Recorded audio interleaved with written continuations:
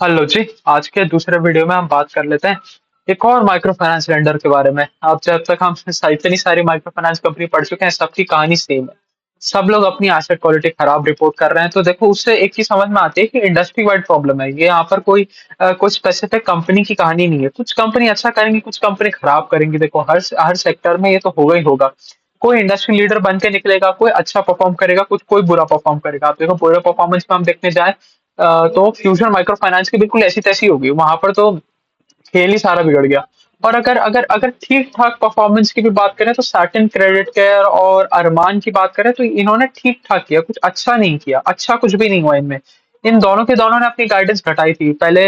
अगर सैटिन की बात करें तो सैटिन करीबन पहले 35%, 35% के आसपास का गाइडेंस देता था। उसने घटा के उसको 25% के आसपास लिया है। वहां पर भी उन्होंने भी गाइडेंस कट किया। बट उन्होंने फिर भी अपना थोड़ा सा एसेट क्वालिटी पे कंट्रोल रखा। अपनी जो बुक है, बुक की क्वालिटी को डिग्रेड नहीं होने दिया। अगर मैं अरमान की बात करूं तो अरमान भी पहले 50-60% से बड़ा करता था। इन्होंने भी अपना गाइडेंस घटा के शायद शायद 25-30% के बीच में लिया है। इन्होंने भी सेम ही काम किया है। बट इन्होंने भी अपनी एसेट क्वालिटी बहुत ज्यादा आउट ऑफ हैंड नहीं जाने दी, जैसा जैसा हमें देखने को मिला फ्यूशन के केस में। तो जैसा अभी हमें पता चली क्या कि हम आज अरमान फाइनेंशियल के बारे में बात करेंगे। अगर मार्केट कैप की बात करें तो छोटा सा ही कंपनी है, रफली 1800 करोड़ के आसपास का ये कंपनी है। और क्या करता है, मेजरली माइक्रो फाइनेंस लेंडिंग करता है।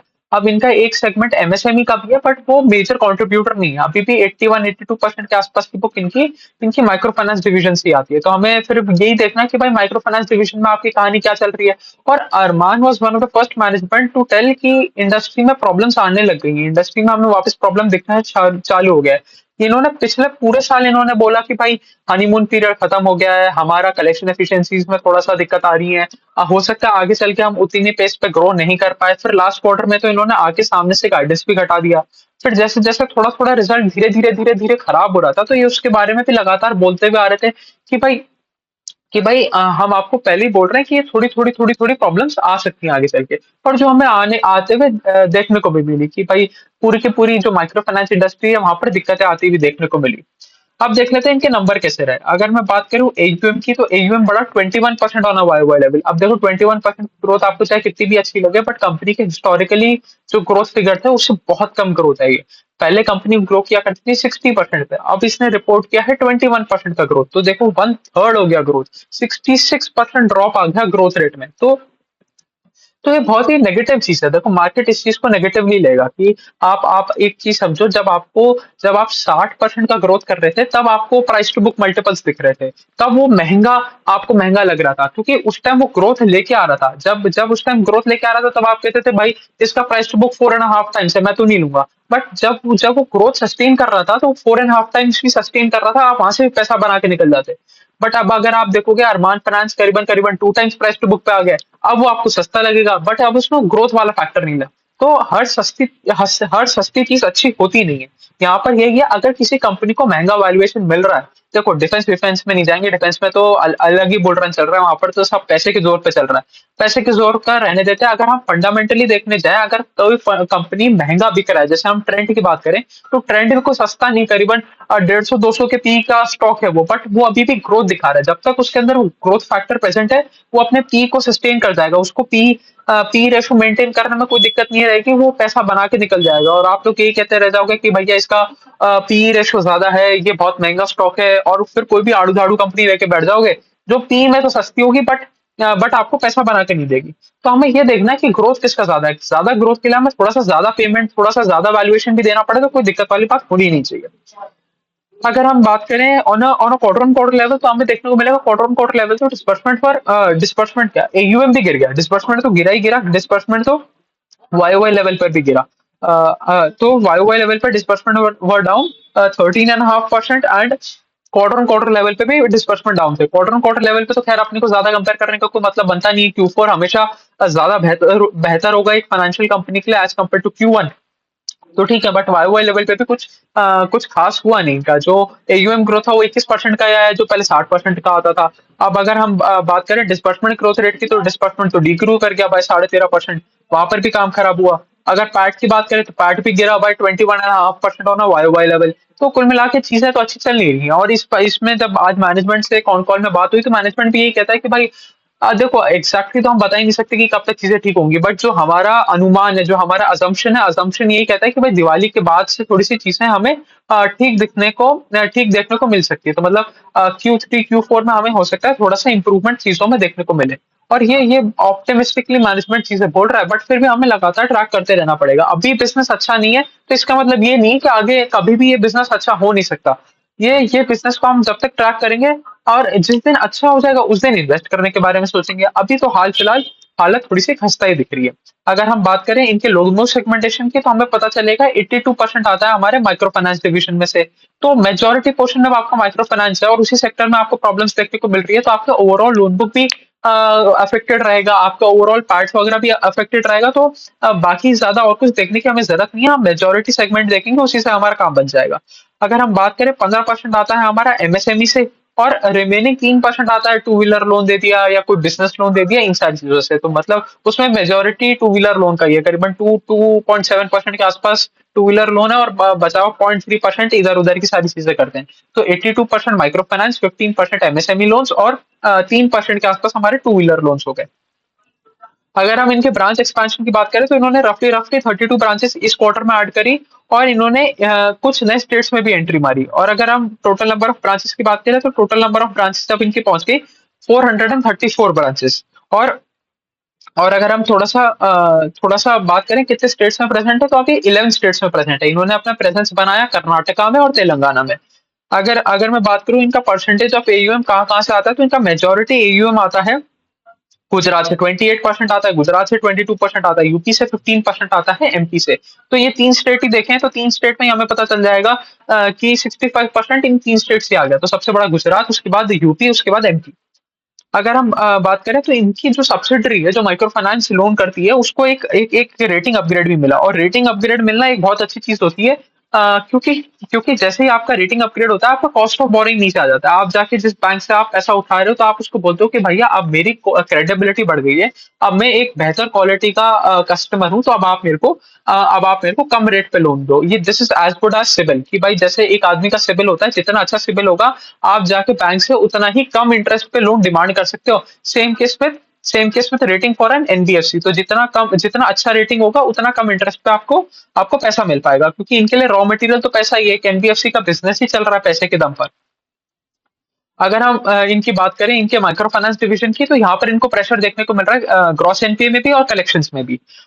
ये कलेक्शन के तो खैर जो प्रेशर की बात है कि पिछले 3-4 क्वार्टर से कर रहे हैं, इनके धीरे धीरे कलेक्शन एफिशिएंसी डाउन हो गई थी।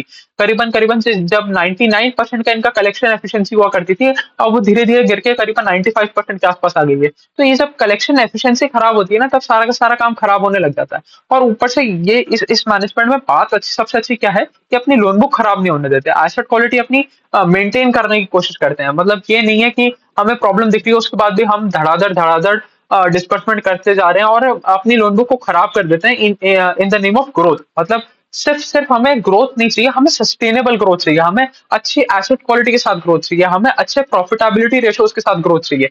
तो ये प्रॉफिटेबिलिटी रेशियोज पे कॉम्प्रोमाइज नहीं करते ग्रोथ के लिए। तो देखो सिंपल सा लॉजिक है, अभी एक एक क्वार्टर, 2 क्वार्टर, 3 क्वार्टर आप ग्रोथ छोड़ दो, अपनी एसेट क्वालिटी मेंटेन रखो, आप अपने प्रॉफिटेबिलिटी में जो रेशियोज हैं उन पे हिट कम से कम आने दो। फिर जब वापस सारी चीजें अच्छी हो जाएंगी, आप वापस ग्रोथ की तरफ भाग पड़ना, कोई दिक्कत वाली बात नहीं है।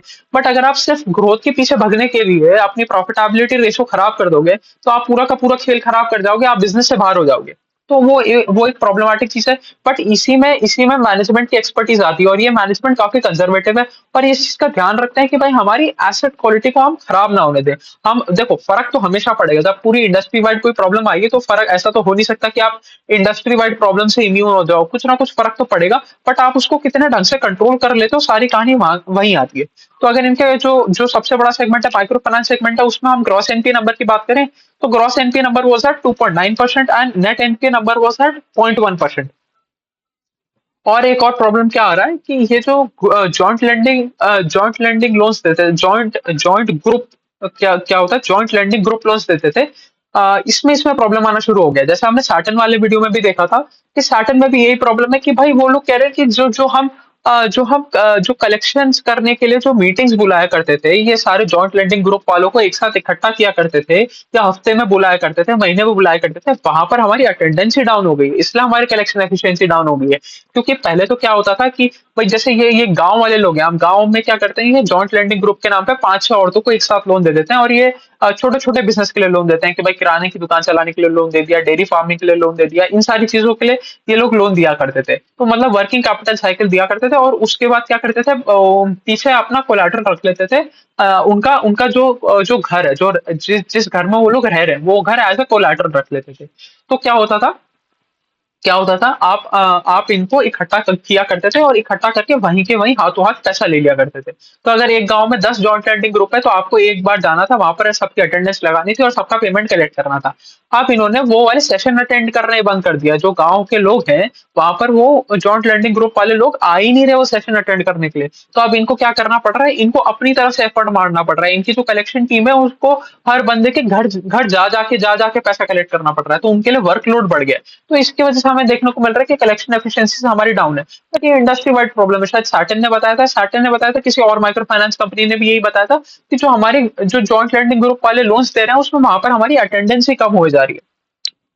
पर सेकंड बात कर लें अगर हम, तो इसीलिए ये लोग ये भी कह रहे हैं कि भाई हम धीरे धीरे, हमें लग रहा है कि ये फेज आउट होगा। अब हमें और कोई नया इनोवेशन करके लाना पड़ेगा, और हमारी जो क्रेडिट क्वालिटी है उसको उसको और स्ट्रिक्ट करना पड़ेगा, हमारे रिस्क मैनेजमेंट सिस्टम्स को और बेहतर बनाना पड़ेगा, जिससे हम इंडिविजुअल लेवल पे रिस्क नाप पाए। ये जॉइंट लैंडिंग ग्रुप वाला तो और बहुत बहुत लंबे समय तक चलेगा नहीं। तो हमें इससे इससे शिफ्ट होके किसी नए मॉडल पे लेके आना पड़ेगा। अभी तक तो क्या था, सबके पास एक सेट पैटर्न था कि आप जॉइंट लैंडिंग ग्रुप पे जाओ, आपका लोन कम खराब होगा और आप सारा काम कर दोगे, और पिछले 4 साल से दबा के हर कंपनी ने जॉइंट लैंडिंग ग्रुप मॉडल में लोन दिए। अब ये मॉडल चेंज करने की आवश्यकता आ गई है, क्योंकि अब इस मॉडल का खेला खत्म हो गया। अगर हम बात करें एमएसएमई वाले डिवीजन की, तो वहां पर भी कुछ gross NP net NP level कुछ खास नहीं है। वहां कंपैरेटिवली कम है, क्योंकि थोड़ी सी बड़ी कंपनी है, बड़ी मतलब बहुत बड़ी तो नहीं है, बट इन टर्म्स ऑफ की माइक्रो फाइनेंस थोड़ी सी बड़ी है, थोड़ा सा वहां पर रिस्क रिस्क कम है, तो वहां पर थोड़ा सा ग्रॉस एनपी नेट एनपी कम है।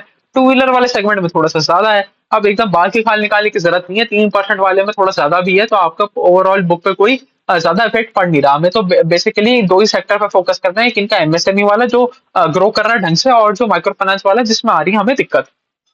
अगर हम बात करें नेट टोटल इनकम की, तो वो बढ़ी by 40% on a Y Y level, और फ्लैट था क्वार्टर ऑन क्वार्टर लेवल पे। Operating profit was up 35% on a Y Y level, and down by 3.5% on a quarter-on-quarter level, and PAT was down 22.5% on a YY level and was down 40% on a quarter-on-quarter level. अब देखो, operating profit में हमें YY level पे growth देखने को मिली, but PAT हमारा डिग्रू कर गया। अब ये क्यों हुआ? क्योंकि प्रोविजंस बढ़ गए। अब देखो क्या है, ये भी अच्छे मैनेजमेंट का ही एक साइन है कि हम उठा के, जैसे हमारा कोई हमें टफ सिचुएशन दिखती है, उठा के भर भर के प्रोविजन कर देते हैं, जिससे हमारी एसेट क्वालिटी मेंटेन्ड रहे। देखो ये बहुत बहुत जरूरी चीज है। अब देखो, एक एक बार हम थोड़ा सा ग्रॉस एनपी नेट एनपी भी समझ लेते हैं क्या होता है। अब सपोज मैं एक एनबीएफसी कंपनी हूँ, और मैंने 100 रुपए का डिसबर्सल किया। अब 100 रुपए पे मेरे को पहला ईएमआई मैं मिस कर गया।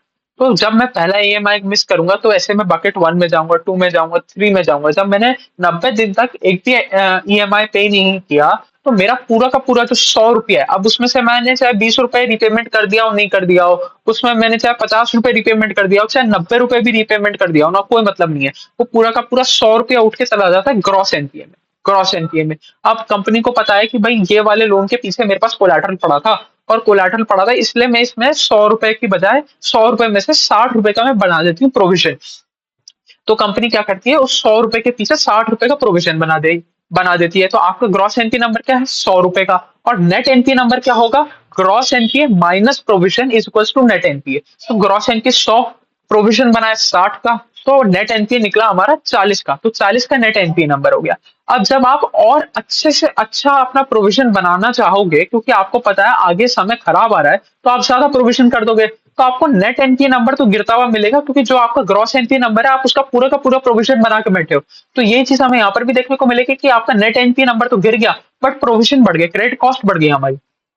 अच्छा, क्रेडिट कॉस्ट से याद है, मैनेजमेंट ने इसका भी गाइडेंस दिया। मैनेजमेंट कहता है कि हम अपनी क्रेडिट कॉस्ट को 3% के नीचे रखना चाहेंगे, बट आप फिर भी प्रिकॉशनरीली ऐसे ऐसे समझ लो कि मैक्स टू मैक्स 3.5% के आसपास की क्रेडिट कॉस्ट जाएगी, जो थोड़ी सी हायर साइड पे है। बट वही है ना, इंडस्ट्री वाइड प्रॉब्लम्स आ रही हैं। वैसे अगर एक माइक्रो फाइनेंस एनबीएफसी के बारे में बात करें तो क्रेडिट कॉस्ट रहना चाहिए 2-2.5 के बीच में। तो उससे तो थोड़ा सा ज्यादा है। करीबन 3% की क्रेडिट कॉस्ट गाइडेंस दे रहे हैं और कह रहे हैं आप कंजर्वेटिवली आप ऐसा पकड़ के चलो 3.5% हो ही जाएगा। तो ये थोड़ी-सी दिक्कत वाली बात है, बट वही है, पूरी इंडस्ट्री में प्रॉब्लम आ रही है, कोई अकेला ऐसा तो है नहीं कि अरमान वाले कस्टमर के साथ ही सिर्फ प्रॉब्लम आ रही है। अगर पूरी इंडस्ट्री में प्रॉब्लम आ रही है, तो पूरी इंडस्ट्री से प्रॉब्लम निकल भी जाएगी और जब निकलेगी तब सारी कहानी सही हो जाएगी। बट उस टाइम हमें उस प्लेयर के साथ टिके रहना है, जो सबसे अच्छी रेट पे ग्रो किया, जिसने सबसे अच्छी रेट पे इस सिचुएशन को टैकल किया। नहीं तो अगर आप खराब कंपनी में रह जाओगे, तो कंपनी गायब हो जाएगी, जैसा हमने देखने को मिला फ्यूजन के साथ। अगर हम प्रोविजन की बात करें तो जैसा हमने देखा था पैट गायब हो गया। वो क्यों गायब हो गया? क्योंकि वाई लेवल पे तो हमारे प्रोविजन 3.5 गुना हो गए, 3.5 टाइम्स हो गए। और अगर वाई लेवल और क्वार्टर ऑन क्वार्टर लेवल की बात करें तो 90%, 87% से प्रोविजन बढ़ गए। तो जब आपके प्रोविजन इतना रेट से बढ़ेगा तो provision is an expense on the income statement. आपका जब पीबीटी जो जो आपका सॉरी ऑपरेटिंग प्रॉफिट निकलता है, ऑपरेटिंग प्रॉफिट में से आप दो ही चीज माइनस करते हो। एक तो आप प्रोविजन माइनस करते हो और आप एक टैक्स माइनस करते हो। तो टैक्स तो मोर और लेस कांस्टेंट ही रहता है, जो जिस रेट पे लगेगा उसी रेट पे लगेगा। अब सारी की सारी कहानी आ जाती है प्रोविजंस पे। तो जितना ज्यादा आप प्रोविजन बढ़ाते जाओगे उतना ज्यादा आपका पार्ट कटता जाएगा। तो यहाँ पर वही वही कहानी हुई कि आपका प्रोविजन इतना बढ़ गया कि आपका आपका पैट में डी ग्रोथ देखने को मिल गया। अगर हम ओवरऑल एसेट क्वालिटी की बात करें तो इनका ओवरऑल एसेट क्वालिटी में नेट एनपीए घट गया फ्रॉम 2.9% से सॉरी 0.29% से 0.21% के आसपास। तो ठीक है, वो तो हमें पता ही है कि भाई आपने भर भर के प्रोविजन कर दिया, इसलिए आपका क्रॉस एनपी नंबर से ज्यादा ज्यादा अमाउंट ऑफ प्रोविजन माइनस हुआ, इसलिए आपका नेट एनपी नंबर हमें कम देखने को मिला है। बट वो ये प्रॉब्लम्स अभी भी हैं कंपनी के ऊपर, और कंपनी का मैनेजमेंट भी कह रहा है कि भाई देखो जहां तक है दिवाली के बाद सारी चीजें ठीक हो जानी चाहिए। बट हमें उम्मीद पे नहीं रहना, हमें ट्रैक करते रहना पड़ेगा। जिस दिन सही हो जाएगा उस दिन हम कंपनी में इन्वेस्ट करने के बारे में सोचेंगे।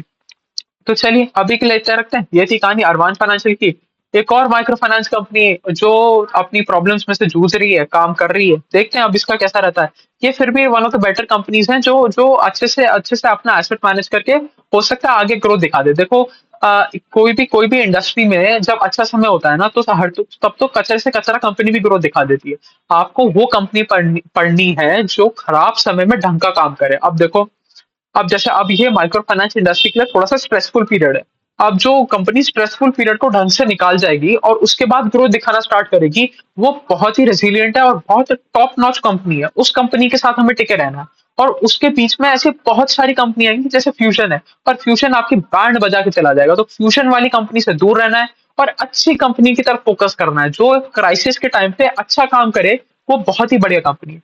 तो चलिए, ऐसे ही आगे और भी कंपनी को ट्रैक करते रहेंगे। हमने आज अरमान फाइनेंस की कर ही लिया, इससे पहले हमने एमरल्ड फाइनेंस के बारे में भी बात कर ही ली थी। आज 3-4 वीडियो और बना देंगे, उस उन 3-4 कंपनी के बारे में भी बात कर लेंगे। अभी के लिए इतना ही रखते हैं। Thank you.